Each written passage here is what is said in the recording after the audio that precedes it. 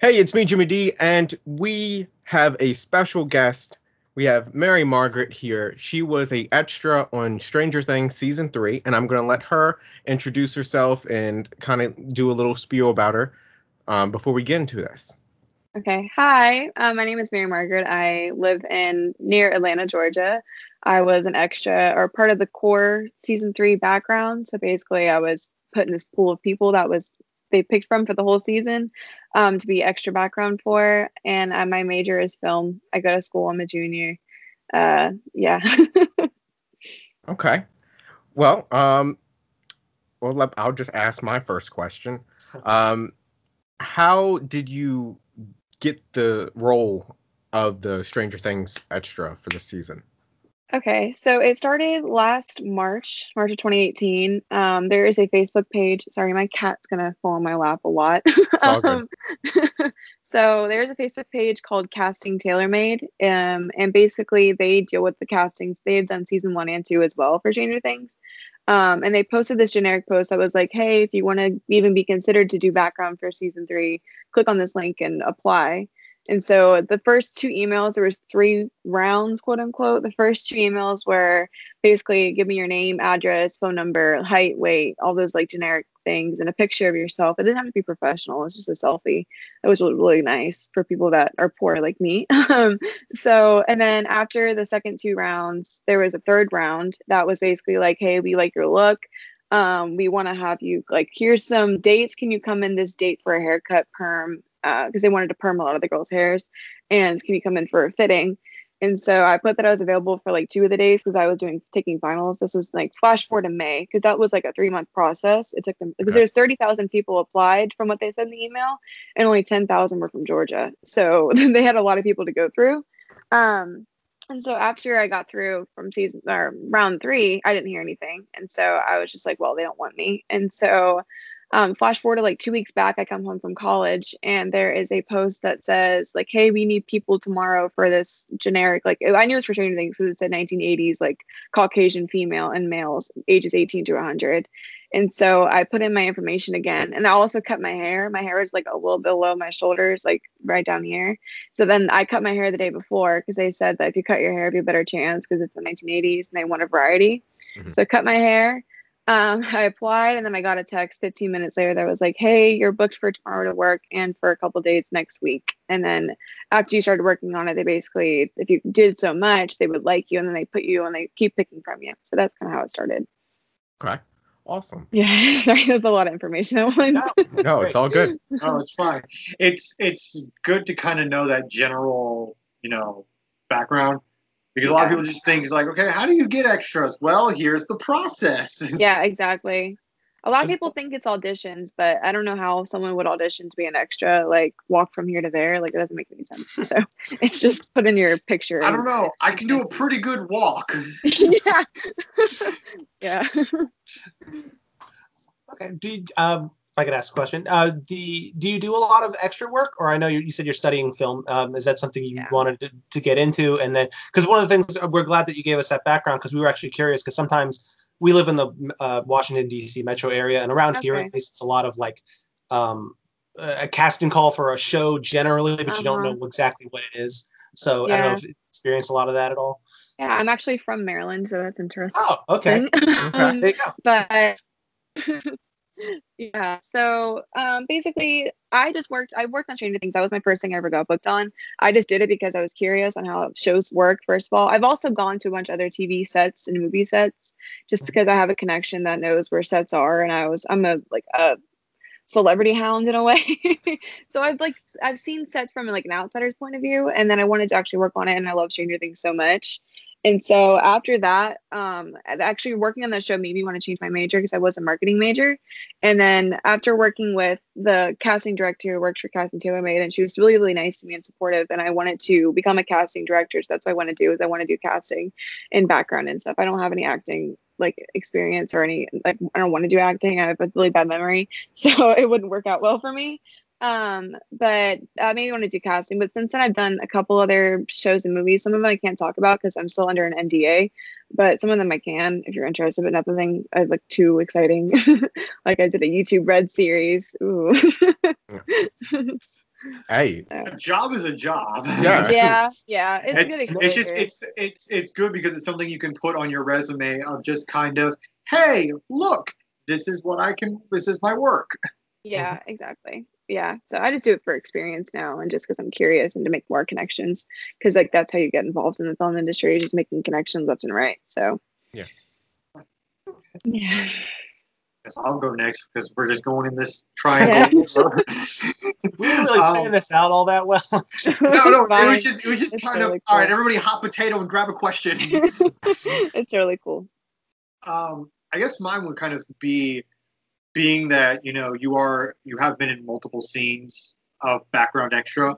What was it kind of like? I guess generally on a day by day set, was it?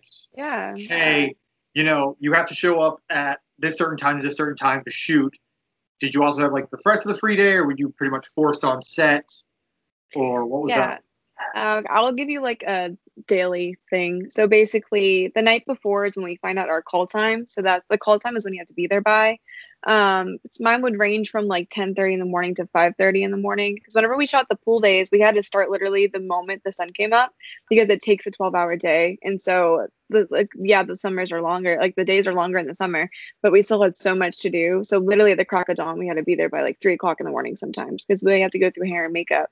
So we find out our call time sometimes pretty late the night before, which kind of stinks, but other times it's early. It just varies on when production ends the day before. Because like that'll kind of figure out, so they can figure out, okay, we only have this much to film tomorrow, so actors only have to come at this time, or they have to come early because we didn't film enough. So we get there around, like, let's say the call time 7:30. I usually get there like around 7. So then I get there and we check in. So they check us in, make sure that we're there. They cross our names off. We get our little vouchers, which is basically like your tax information's on there too, to send in your tax stuff, and also so you can get your check, because they have like you to put your address, your social security number, and stuff on there, and then that's how you get paid. You get paid with a check in the mail. Because direct deposit would take forever. I just can't imagine them all sitting there putting in direct deposit information. So we get paid with checks. After that, you go to hair and makeup and costumes. So I got fitted twice, and one of them was for the pool and the other one was for the fair. But the first day I had to wear my own clothes. But the other times it was like, okay, this looks good on you. Go try it on, come back, let's check it. And then you go to hair and makeup. And so the girls had to wear rollers, which was hard because I am not used to using rollers. So my mom would roll my hair for me every night. So we show up on rollers too, and they take them out and they spray your hair. And then after that, you take a picture for continuity. And so everyone get their photo taken. And then after that, either you go back to where you were checking in, so you just kind of sit in this big room, or you go straight to set. And so I think on the mall day, the first day, we went straight to set. And then so I don't know, none of you live in Georgia, but the Gwinnett Place Mall, basically how it works is half of it is working and half of it isn't. So half of it's vacant and it's just abandoned. That's the part that they used. And so we walk through like the working part of the mall, and then they take us to holding, which is just basically a huge room where all of the extras sit and wait to go to set. Because on the first day there was about 300 of us because it was the opening day of the mall, so they wanted as many people as they could. And so we sat in holding, and the holding was actually an empty store, so it was kind of cool. But they had chairs for all of us, and they had crafty, which is just a bunch of snacks. So that's like chips and sometimes fruit and like granola bars. They gave us water, so we all got fed. And then of course they have bathrooms and stuff. And so after, like, sometimes it would vary from sitting and holding for like 5 minutes, or it would go to like an hour to 2 hours. Like I've had friends who have sat in holding for like 7, 8 hours, which is awful. That hasn't happened to me yet, but I just can't imagine because it is so boring. So you're allowed to like bring a book or a phone or something. But we weren't allowed to bring phones to set. And if you got caught, some girls did. A couple people got fired because they brought their phones to set. They were taking pictures. And so what they'll do is they'll take your phone, wipe the entire memory, and then you were banned from that set and that production company. So it just wasn't a good idea to bring your phone to set. But anyway, so we go to set, and then we just do usually, so you start with establishing shots, which is without the actors. And so that they do that from so many angles, because like a 30-second clip in a show takes like 4 or 5 hours, which is crazy because they want to perfect it. And also it depends on who's directing, because the Duffers were a lot more specific than Sean was. Sean was a lot more like, I don't want to say lenient, but he was a lot more like, okay, let's check it. Okay, let's move on. But the Duffers were just like analyzing everything. So yeah. So then every so hours, like they would send like, okay, extras to holding. And so then we go and get snacks or something, or we go to the bathroom. Like we weren't just trapped on there. Like we couldn't go eat because some people also have like diet problems. So We also did get fed after. I think it's like a certain rule. I don't remember it. I think it's like after it's 6 hours. by law. It's by law that Yeah. even extras and actors have to be fed on a film set. Yeah, I think there's a certain amount of hours though. I think it's like 6 hours after crew call, and usually crew call was like an hour after ours. And so we would get fed. Usually it's the same meal every time. It's like chicken and broccoli and rice and like some fruit and maybe a brownie and like lemonade and sweet tea. And that was then we go back to set and do the same thing over again. So and then we usually wrap like if my call time is 7:30, we probably wrap like around 8 or 9 o'clock at night. Usually range from like 12 to 15-hour days. I think the longest day was like 16 hours, and that was at the fair. So hopefully that helps.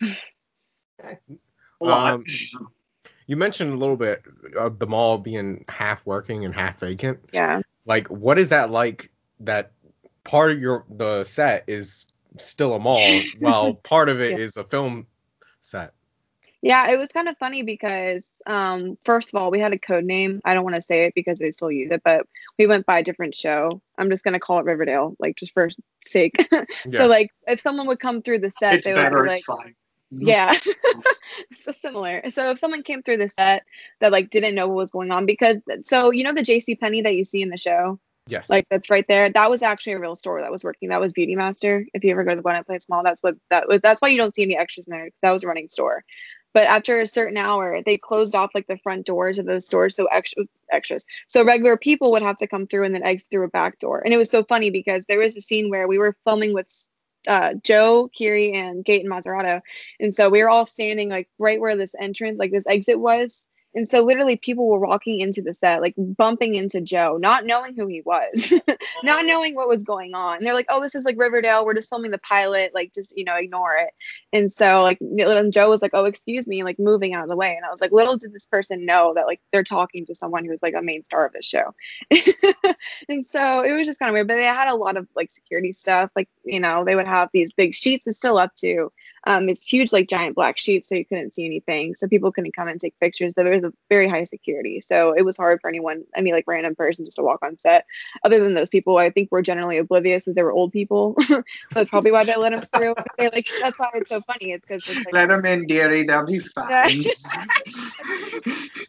They see the 80s. They think they've had a stroke or died. Yeah, and I was like, this must look so obscure because like Joe's in his whole sailor costume. Like, what do they think of that? And they just like kind of go on with lives, like not even caring. And so that's why I just thought that was kind of funny. But there wasn't like any security issues. It was funny because also one email sent out that was like, hey, don't bring your friends to set because some extras try to sneak in their friends by like, hey, come in tomorrow at 8 o'clock and dress up like you're in the 80s so you can try to sneak on. But ended up getting caught. Like just stupid stuff like that. So yeah. I just had a question, like, because you mentioned the filming process generally, but like when you're on set, what kind of direction do you guys receive other than just like, is it just mill about and like in the background, or is there a general kind of thing you're supposed to be doing? It's different for every show, but Stranger Things was very detail oriented. Like literally it went down to our nail polish. If you had a certain nail polish cover, they would make you take it off and then they would have like 20 bottles of nail polish that was approved by the director to have it on. So some of them would be, I know it's crazy. Talked about that on Twitter, but like, I don't know. But anyways, so it would be different. It would be like, okay, here, you are with this is your friend and you guys are sharing a smoothie and you guys are going to go walk and go get another smoothie or something. Or it'd be like, okay, walk from this pole to the other pole and like pretend that, because like for the first day it was like, okay, this is the new mall. Like when the power went out in the first scene and the first like opening couple scenes of the first episode, we were like, okay, first you're going to walk around the mall like it's some mall you've never been here before. Like this is a small city. You've never even seen a mall before in your life.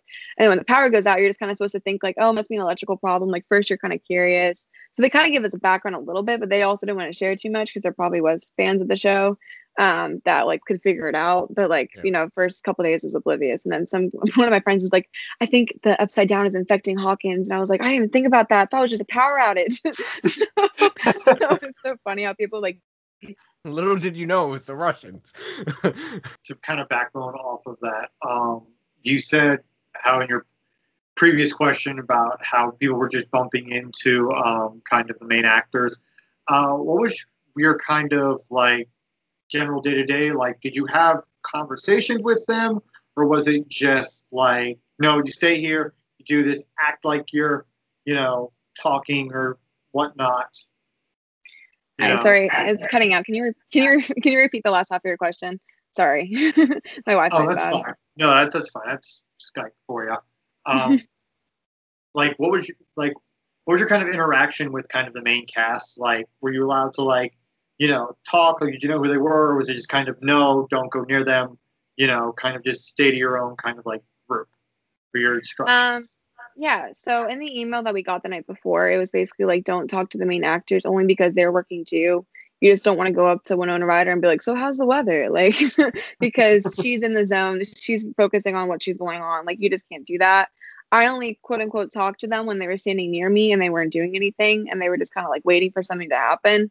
And some of the actors did go up to the other extras first and start talking to them. Like Noah and Caleb would go up to some of the actors and like talk to actors. They would come up to some of the extras and talk about their clothes and stuff. Like same with Millie did at the pool. She went up like some of the kids because like they had the kids sitting like outside the pool or whatever, and she would go up to them and start talking to them. So it wasn't like, oh, if you have a conversation with them, we're going to get fired. It was more like, just don't bother them because they're also working too. So it was a mix. I just only talked to them, like I said, when they were close to me, and I knew they weren't going to like, I don't know. Some of them also, the actors intimidated me. Like Millie Bobby Brown and Noah Schnapp really did because they were the main stars. Not that Finn isn't, but like they are specifically like to have a lot of power and stuff. Not that they would do anything about it. I was just really scared. I just didn't want to like overstep. Hey, sorry. I just didn't want to overstep. So yeah, but some extras. I remember I heard a story about some girl went up to Sadie during she was like filming in Claire's or something, and some girl went up to Sadie and was like, I'm a huge fan, like, oh my gosh, it's so nice to meet you. And Sadie was just like, she acted nice about it. She was like, oh, like, thank you so much. Stop. Sorry. She was like, thank you so much, in a kind of a way, because none of them are mean about it or rude about it when they come up to people. So yeah, that helps. Okay. My question, because you filmed at basically the three main spots of the season, which was your favorite to do? The mall, the pool, or the fair?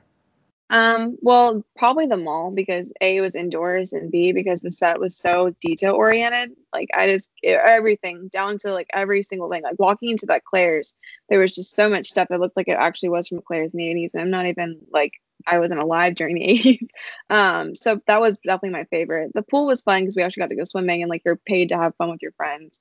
The fair was freezing, but it was amazing to look at and be able to see it all come to life. But definitely the mall, because it's just the amount of detail that went into it. And also like I just had the best experiences there with my friends and stuff. So okay. My question's more, okay, we're kind of getting a little bit away from Stranger Things because you live in the Georgia, Atlanta area right now. And I was just curious because a lot of movies film there. I know Marvel does a lot of stuff there. I mean, what's it like just kind of living in that area with all this stuff happening all the time? Does it affect day-to-day life at all? Or, does it affect because you have opportunities kind of to do more work in that field, or like just generally what's it like? Well, definitely it's a lot different from living in Maryland because there's nothing to do, like nothing even compared to what we can do there. Like, yeah, I can go to DC for a day, but like in Atlanta, there's just so much to do. So because the film industry is booming so much, people are calling like the next Hollywood. It did, like, I don't think I would have changed my major if I moved to Georgia and like, have this experience, because I think that film was amazing. But at the time, I probably wasn't thinking about getting involved. There's a lot more opportunities for sure. I really want to go in the Georgia Film Academy, which is this program that I don't know if you guys are aware of it, but it takes place in Pinewood Studios, which is where a lot of things film. And it's basically like a 6-month course that you take. And then when you graduate, you go PA on a movie set. And that's how you kind of like make connections that way. It's really nice. So just things like that you probably wouldn't have in other states. And also being able to work on sets and see sets and like all these things come to life. And so it's just really interesting how it all comes together. So yeah, I'm really lucky that I lived here and I have the experience that I do, and also like making tons of friends too. That's great. Gee, and I feel like I have to move to Georgia now because there really isn't any opportunities around Fredericksburg and DC to do a lot of filming. I think in a month or two, the new Walking Dead spinoff is going to be filmed in Richmond. But I heard about that. Our biggest thing, I think, even in Caroline, was we had a movie shot here, and that was like the big deal for like the Lovings, because the Lovings movie. It took place in Caroline.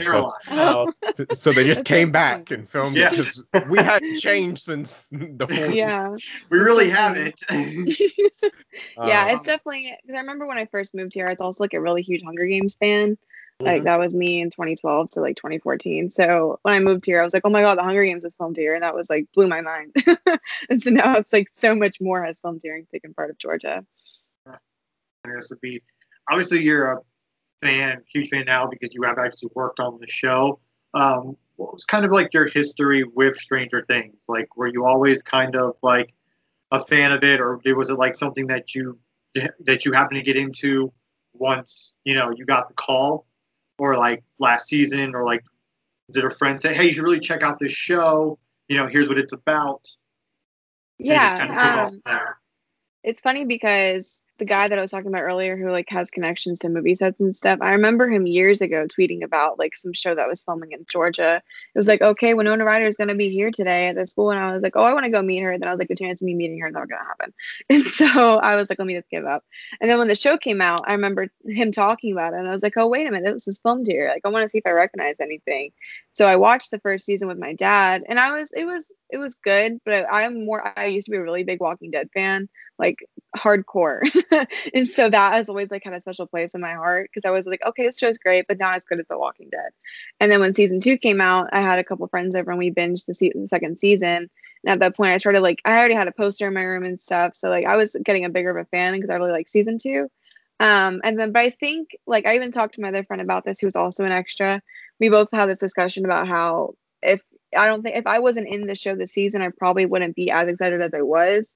Like I had a huge release party at my house last week with a couple other extras, and Millie's stand-in slash footer double was there too. And so like I had like 8, 10 like other extras and stuff that came, and then I threw like a huge party. And like now I'm like when I go to Target or whatever, and I'm thinking about buying like a Stranger Things shirt, I would like, well, is it? I got the Starcourt Mall shirt. And I was like, well, I have to buy this because I was there. Like, and I'm just like making excuses for myself. But before, I definitely probably wouldn't have. I still would have loved the show, and I really did like season 3. Not even because I was on it, but because I really just enjoyed the series. So I think that being on it made me a bigger fan, but I was already a fan beforehand, and I was already a fan of a lot of the actors too. well, the I know the fair was filmed at night, and if it's 12 hours, like, did you start at 9 at night and go all the way through the like 2, 3 a.m.?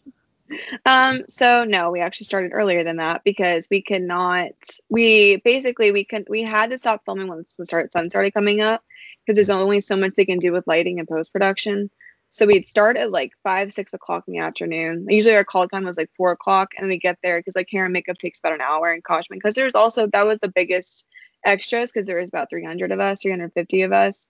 There was a lot that those 3 days, which also sucked when it comes to checking out because that's a huge line of everyone wanting to leave at the same time. So we started like 5, 6 o'clock, and then once the sun started to go down, like around 7, because we started filming I think on like the 27th or 26th of October, and then we lasted through November 2nd. I don't know. I don't have my calendar with me, but something. It was like that one week. It was a Monday through Thursday that was supposed to be. So we'd start really late at night, and it got so cold. When you first get there, it goes a little chilly because it's like the last week of October in Georgia. It's not too bad, but it would drop to like 30 degrees, 40 degrees, and we're all in summer clothes. Like my friend, he was literally in a tank top and short shorts and shoes. And even the guy who played Ted Wheeler walked by and was like, "You must be pretty cold." And then he blew him off because he didn't know who he was. And I was like, "Jonathan, that was like Ted Wheeler that just talked to you." And he goes, "That's who that was?" And so it's kind of funny. Dang But, it! yeah, he had no idea. And I was like, "You just disrespected Ted right in front of him." It was so funny. But the main concern when we were filming was like, how are they going to be able to get rid of our, like, because we could see our breath when we walked and talked. And like when people were talking, I was like, how are they going to be able to cover this up? Because that's like some fine details they need to do. Yeah. I had no idea how they pulled it off because you could see our breath, and they had heaters.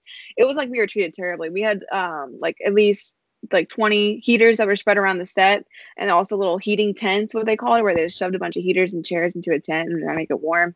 And we were encouraged to obviously bring blankets and gloves. And it was funny because we'd be on set, all of us huddled in our jackets, and we'd be on set ready to film, and they'd say jackets off, and then you have to take your jacket and shove it somewhere and hide it, and then you film your scene. Okay, jackets back on. So the worst words of the night were jacket off because we were all so cold. And then I brought like little heating gloves and stuff. But yeah, we filmed till like usually about 6, 7 o'clock in the morning. That's when we come out, and then that's when we wrap. We wouldn't get home until like 9, 10 o'clock in the morning. Then we'd be back there again at 5. So Yeah, it's cold. I actually only have one last question for you, and then I don't know if these other two have more for you. I mean, just for anybody who'd like to just do something like this or get into either the industry as a whole or just doing extra work. I mean, do you have any advice for them at all, or just kind of what to look out for and what to do? Yeah, the basic way is I know that there should be casting companies in almost if not every state. I'm not sure. I mean, so I know certain things aren't filmed in every single state, but I know Atlanta has like at least 20 casting companies. Just go on Facebook or Google search like best casting companies, and there's a lot of scams too, so you got to be careful. If anyone from Georgia happens to film this or see this, like obviously Casting Taylor made Tammy Smith casting. She does like Insatiable and stuff like that. And she's also Tammy Smith also used to do Hunger Games background casting, which I wish I was here for. So Tammy Smith casting, Hilton casting, Roselock casting, Roselock and CL casting do Ozark. So if you want to work on those, they're really good ones too. But yeah, just look up casting companies and like Facebook is honestly the best friend. I don't know why casting companies use Facebook, but they love using Facebook, and some of them have their own websites. Like Casting Taylor has their own website as well. So just Facebook is honestly the best source to go to. And just making other connections too. If you've ever seen another person who is an extra, just befriend them and be like, hey, where's some good casting companies in my area? Because they probably know. So yeah, I hope that helps. It's not like you don't have to audition or anything. So like just I don't know, just follow their Facebook pages and apply when you can. So it's not any specific rules or anything. I just got lucky. Okay. Well, Cody, did you have any more questions? I have none. Yeah, Okay. I've asked mine.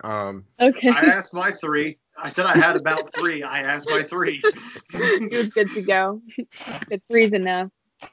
All right. Well, I want to thank you from the bottom of my heart that you did this, because I, honest to God, expected a no.